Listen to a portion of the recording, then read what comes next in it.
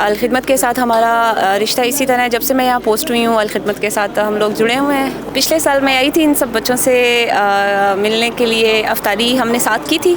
और मैं अपने दोस्तों को मिस कर रही थी और इन्हें मैं याद हूँ कि नहीं मुझे नहीं पता, लेकिन आज मैंने पिक्चर निकाल के अपने दोस्त 2-3 ढूंढ लिए हैं, कुछ वहाँ बैठे हैं। अल-खिदमत का बहुत शुक्रिया कि इन्होंने पूरे मुल्क में हर शहर में यतीम बच्चों के सर पे हाथ रखा है, उनकी कफ़ालत कर रहे हैं। और एक यतीम बच्चे की कफ़ालत करना मतलब कि आपने पूरी इंसानियत को उसके लिए खिदमत दे दी है। तो अल्लाह ताला अल-खिदमत के जो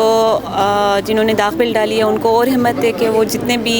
यतीम बच्चे और बच्चियाँ हैं उनके सर पे हाथ रखें, और अल्लाह ताला हमें हिम्मत दे कि हम लोग जो साहिब माल लोग हैं अपने माल में से हिस्सा निकाल के इन बच्चों तक पहुँचाएँ।